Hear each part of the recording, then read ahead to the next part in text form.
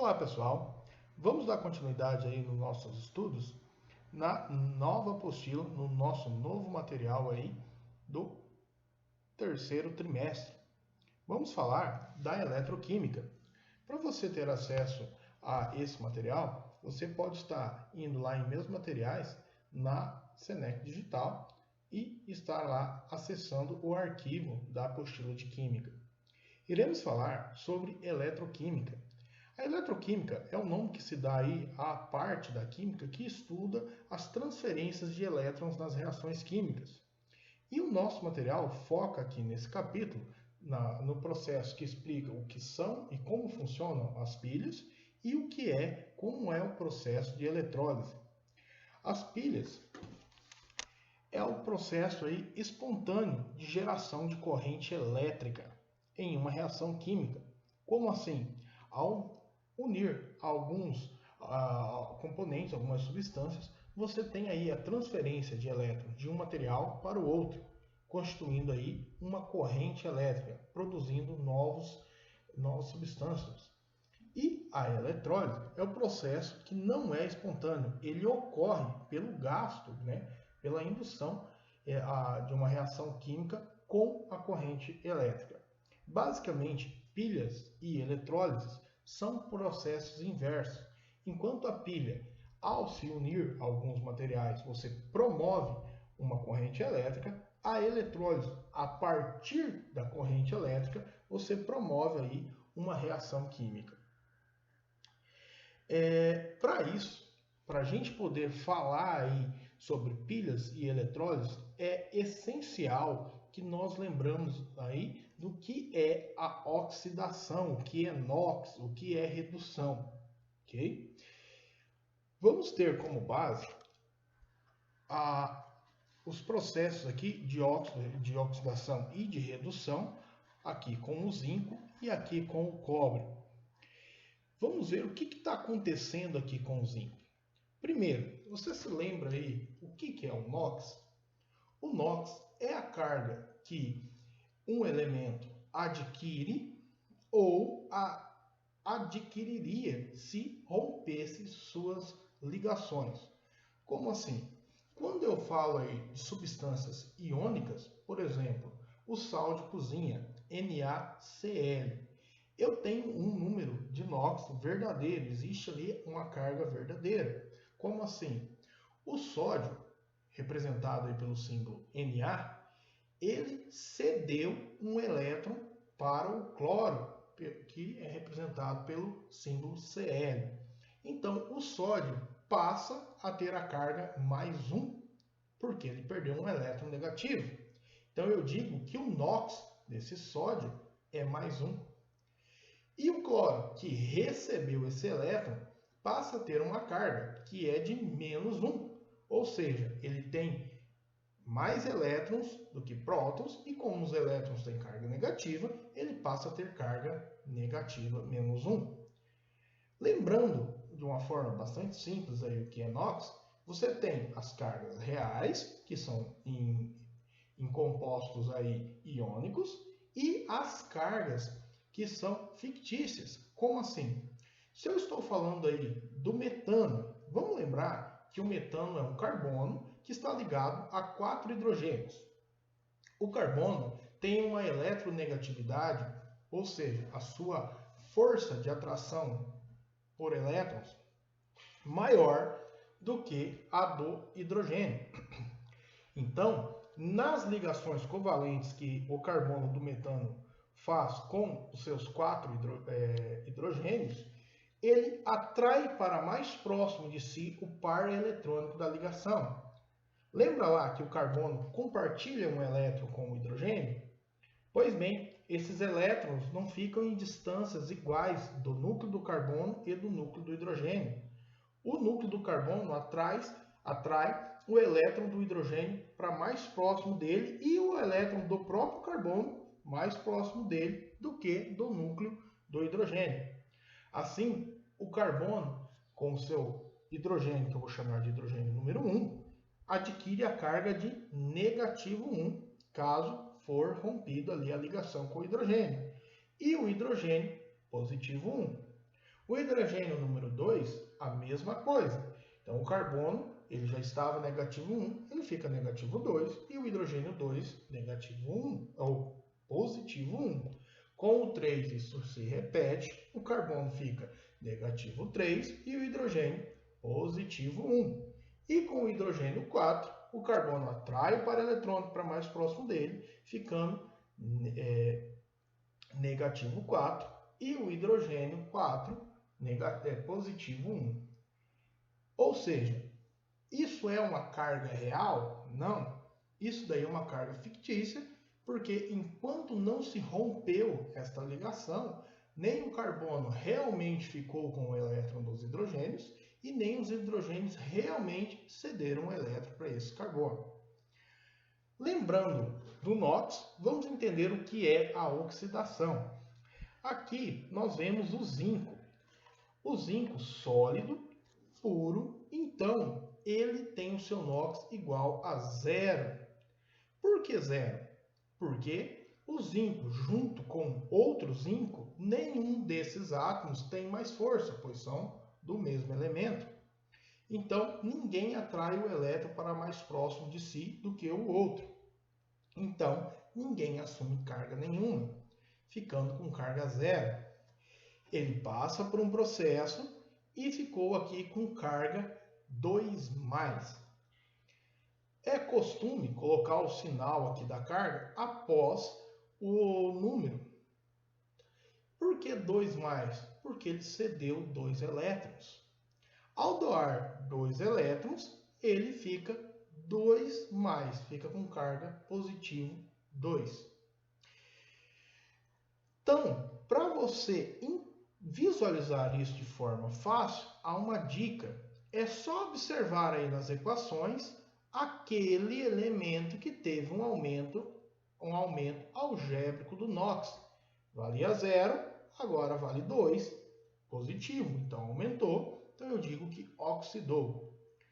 Já aqui embaixo eu tenho o cobre, que já valia 2+. Ele recebe 2 elétrons e passa a valer 0.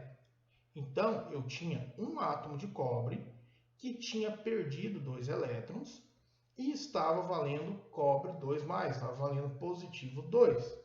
Ao receber esses 2 elétrons, zerou a sua carga. Então, eu digo que ele passou por redução ou reduziu. Qual que é a dica para eu perceber isso em uma equação? É aquele elemento que teve uma diminuição algébrica do seu NOx. Eu chamo de agente oxidante quem ganha elétrons, porque o agente oxidante promove a oxidação no outro, se reduzindo. Você tem ali um elemento que recebe os elétrons e ele reduz, ao reduzir, ele faz o outro elemento que doou o elétron se oxidar. E o agente redutor, aquele que perde elétrons, porque ao perder elétrons, ele oxida, fazendo o outro elemento reduzir. Aqui na página número 6, nós temos um exemplo de uma equação química. Vale lembrar que a oxidação e a redução só ocorrem em conjunto.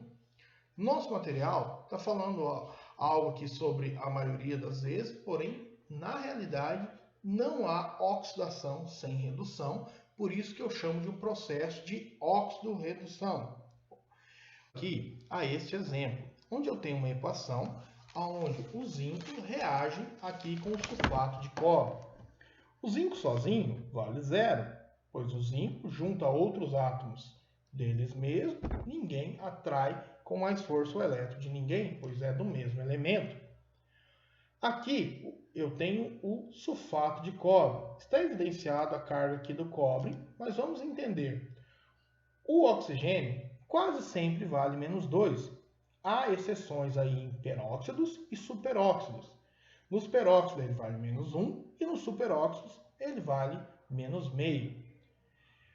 O enxofre vale aqui, neste caso, +6. Como eu sei? A carga do enxofre varia de +6 a -6. Mas o oxigênio aqui é mais eletronegativo. Então, o oxigênio vale os 4 juntos menos 8. Como ele é mais eletronegativo, ele atrai os elétrons do enxofre. E o enxofre passa a valer mais 6. Todos os elétrons possíveis ali de serem atraídos. Assim, eu tenho menos 8 com mais 6, que ainda vale menos 2. E como o oxigênio também é bem mais eletronegativo do que o cobre cede os 2 elétrons e o composto tem carga nenhuma, tem carga zero. O que acontece nessa equação? O zinco, ele oxida, doando elétrons aqui para o cobre, e o cobre passa a ter carga zero e troca de lugar com o zinco. Nesse caso, eu digo que o zinco é o meu agente redutor, porque ele fez o cobre reduzir. O zinco oxida, fazendo o cobre reduzir. Mas o meu agente oxidante é o composto todo onde está o cobre. Ou seja, o sulfato de cobre é o meu agente oxidante, porque o cobre que reduz está no sulfato de cobre. Aqui nós temos as classificações de cada elemento dessa equação. Zinco sofreu oxidação, então ele é o agente redutor. O cobre não vai ser o meu agente oxidante, ele apenas sofreu redução, ele reduziu. O meu agente oxidante é o composto todo, o sulfato de cobre. E o agente redutor é o zinco, que sofreu oxidação. Aqui nós temos uma retomada do conteúdo que vimos lá na primeira série sobre o NOx. Vamos lembrar aí que alguns elementos possuem carga fixa ou uma carga que é quase sempre fixa, quase sempre a mesma. Os metais alcalinos, eles têm a carga aí, mais 1, fixa. A prata, também mais 1. Já o hidrogênio, quase sempre mais 1. Exceção, quando ele forma aí hidretos metálicos, que ele vai valer menos 1. Como assim? Quando o hidrogênio se junta a metais que são menos eletronegativos do que ele, onde o hidrogênio é mais eletronegativo do que esses metais e atrai os elétrons desses metais para si e assume a carga de menos 1. O oxigênio também passa por algo parecido. Como eu já disse, o oxigênio quase sempre vale menos 2. Porém, em peróxidos, onde o oxigênio se liga a si mesmo, entre eles, entre cada um desses dois oxigênios, a atração de elétrons é a mesma. Mas o oxigênio ligado a outro elemento, ele atrai, nessa uma ligação que cada um dos dois faz, ele atrai o elétron desse outro elemento. Então, num peróxido, o oxigênio vai valer menos 1. E nos superóxidos, onde você tem oxigênios ali dividindo, no caso, por exemplo, em 4 oxigênios, onde eles estão ligados entre si, e sobra 2 ligações aí, um em cada extremidade desses 4, para fazer com o outro. Então, irá valer de 2 elétrons que eles atraem, dividido para 4 oxigênios ligados, meio, menos meio para cada um. O zinco, ele tem aqui carga fixa, junto com os metais alcalinos terrosos, mais 2, o alumínio mais 3. Sabendo disso, qual a utilidade de saber desses elementos aí que podem ter essas cargas fixas ou quase sempre as mesmas cargas, né? É que você consegue descobrir o NOx dos outros elementos, como em uma equaçãozinha do primeiro grau, onde você substitui o NOx de quem você não conhece por X. Olha aqui o ácido sulfúrico, H2. Então quer dizer que eu tenho 2 hidrogênios. Como aqui eu não estou falando de um hidreto metálico, o hidrogênio não está ligado a um metal apenas, no caso aqui a nenhum metal, né? Ele vale mais 1. Como eu tenho 2, ele vale 2 vezes mais 1, ele vale 2. O enxofre, eu não sei. E o oxigênio, que eu tenho 4, vale menos 2. 4 vezes 2, 8. Como é negativo, menos 8. Aqui eu formei uma equaçãozinha de primeiro grau. 2x, 2 mais x, melhor dizendo, menos 8 é igual a 0, porque o ácido sulfúrico não tem carga nenhuma. Então, eu fazendo a resolução, eu tenho aqui que x é igual a menos 2 mais 8, x é igual a mais 6. Vamos ver o segundo exemplo. No caso, o ácido fosfórico. Eu tenho 3 hidrogênios agora, então vale carga 3. 3 vezes mais 1, igual a 3. O fósforo eu não sei, então eu vou chamar a sua carga aqui de x. E o oxigênio, carga quase sempre fixa, não é um peróxido, não é um superóxido que eu tenho aqui, eu tenho 4 vezes menos 2, eu tenho menos 8. 3 mais x menos 8 é igual a 0. Por que 0? Porque o ácido fosfórico não tem nenhuma carga aqui acima dele, à direita. Então, x é igual a menos 3 mais 8, x é igual a mais 5. E já nesse exemplo 3, eu tenho aqui o amônio, porém, no amônio aparece a carga do amônio, que é positivo, 1. Então, eu tenho que o nitrogênio é a carga x, pois eu não sei, mais 4 vezes positivo 1 do hidrogênio, para dar mais 1. X mais 4 igual a mais 1. Então, x só pode valer menos 3.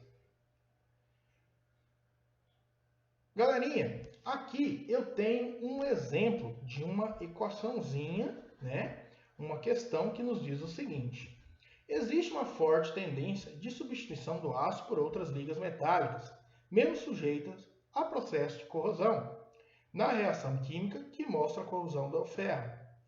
Porém, esta equaçãozinha aqui, ela está incorreta, ela está desbalanceada, e eu vou explicar no esboço para vocês como que é a equação correta e como que eu faço a resolução.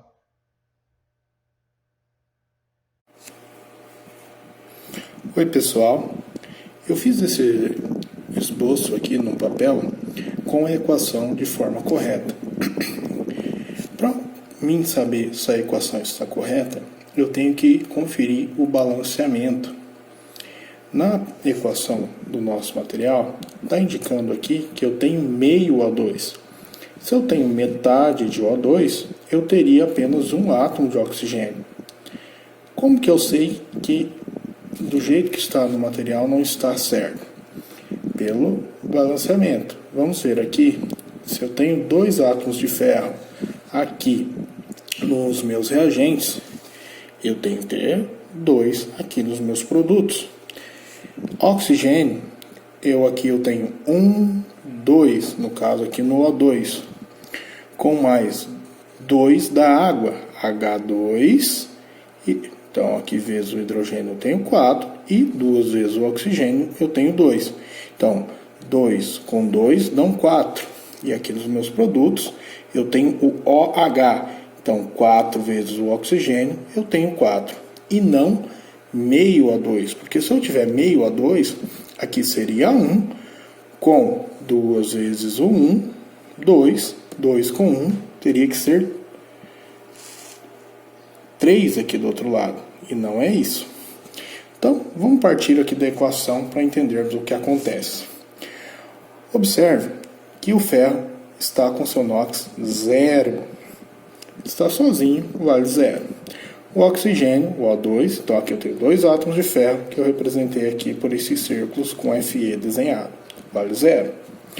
Aqui o O2 também vale 0, o NOx vale 0, aqui representado o O2 que vale 0. Aqui eu tenho 2 moléculas de água, mas vamos entender aqui como de uma só. Repita o processo mentalmente aí com a segunda. Eu tenho aqui 2 hidrogênios, olha eles representados aqui com esses círculos, com esses Hzinhos dentro. Cada hidrogênio fica parcialmente positivo, cedendo seu elétron para o oxigênio. E o oxigênio fica com a carga negativa de 2 elétrons que ele atrai dos seus hidrogênios. Isso 2 vezes as 2 moléculas. Cada hidrogênio vale mais 1, então eu tenho aqui um total de 2. E o oxigênio vale menos 2, então dando aqui 0. Então nada desses reagentes aqui tem carga. O ferro NOx 0, oxigênio molecular aí O2 0 e as 2 moléculas de água 0. Vamos entender o que acontece. Há essa reorganização produzindo aqui o ferro 2+. Para o ferro se tornar ferro 2+, quer dizer que ele oxida. E como nós já falamos, oxidar é o mesmo que doar elétrons. Mas ele doa para quem? Vamos entender? Aqui eu tenho o OH, que esse sinalzinho aqui também está incorreto no nosso material, que está falando que o hidrogênio vale menos 1. Mas ele não pode valer menos 1, ele vale mais 1. Vamos entender como? Bom, o oxigênio, ele tem que valer menos 2. É o que ele vale aqui na água, né? Porque você tem um oxigênio ligado a 2 hidrogênios e cada hidrogênio cedendo seu elétron para ele. Quando a oxidação aqui do ferro, o ferro cede aqui pro O2, cada átomo de ferro, 2 elétrons. E olha eles vindo aqui, ó, e aparecendo aqui. Como assim? Veja que aqui eu tenho um oxigênio que já valia menos 2 na água. Ok? Porque um elétron, para dar a carga de menos 2, um elétron veio aqui do hidrogênio para ele. Então ele já valeria aqui menos 1. E o outro elétron veio aqui do ferro. Vale menos 2. Cada ferro cede para 2 OHs. Como assim? Esse ferro mandou um elétron para cá. Então o oxigênio valia menos 1 do elétron do hidrogênio que ele pegou. Com menos 1 do ferro, ele vale menos 2. Aqui embaixo a mesma coisa. Menos 1, porque pegou um elétron aqui do hidrogênio. O hidrogênio vale mais 1. Com 1 do ferro, menos 2. E aqui embaixo, do outro átomo do ferro, faz a mesma coisa. Cada átomo de ferro cede 2 elétrons, um para cada oxigênio, e valendo aqui menos 2. Aí, como que eu sei quem é que oxidou? Porque o ferro, que valia 0, passou a valer mais 2. Ele oxidou, ele perdeu elétrons, subiu algebricamente aqui o seu NOx, então ele oxidou. E como que eu sei quem reduziu? Será que é a água ou será que é o O2, o oxigênio molecular aqui? É o O2, mas por quê? Porque o oxigênio aqui da água, né, ele já valia menos 2 e ele se manteve valendo menos 2. Enquanto o oxigênio do O2, ele valia 0 e ele reduziu. Então, quem reduziu foi o O2, que depois da reação passa a valer menos 2. Veja, depois da reação, todos os oxigênios valem menos 2. Antes da reação, o oxigênio O2, ele valia 0 e o da água já valia menos 2. Então, quem reduziu é ele. Então, ele é o agente oxidante que faz o ferro oxidar, ele reduziu. O ferro é o agente redutor que fez o O2 reduzir e ele oxidou. Galerinha, a equação correta é essa daqui, tá bom? Visto aí a forma adequada, vamos ver o que nos pergunta a questão. Vê-se que o produto da corrosão do ferro é o FeOH2, sabendo aqui que esse ferro, no caso da equação adequada, você vai ter a união do ferro com as hidroxilas aqui. Para cada ferro que ficaram positivos, se unirá às hidroxilas negativas, a duas hidroxilas negativas. E adiante, se unirá até a 3, porque esse ferro ainda cede mais um elétron, virando aqui FeOH3. Indique nessa reação o agente oxidante. Como vimos, o agente oxidante é o O2. É esse aqui que promoveu a oxidação do ferro ao se reduzir. Agora, vamos para a questão 2. Insumo essencial na indústria de tintas, o dióxido de titânio sólido puro, o TiO2, pode ser obtido a partir de minérios com teor aproximado de 70% de TiO2, que após moagem é submetido à seguinte sequência de etapas. Temos aqui o aquecimento com carvão sólido. Vamos prestar atenção na reação. TiO2. O titânio está ligado a 2 oxigênios. Como o oxigênio tem um NOx fixo, menos em peróxidos e superóxidos, aqui ele vale menos 2. Menos 2 vezes 2, menos 4. Então, o titânio vale mais 4. O carbono vale 0. Do outro lado, o titânio está sozinho, sem carga.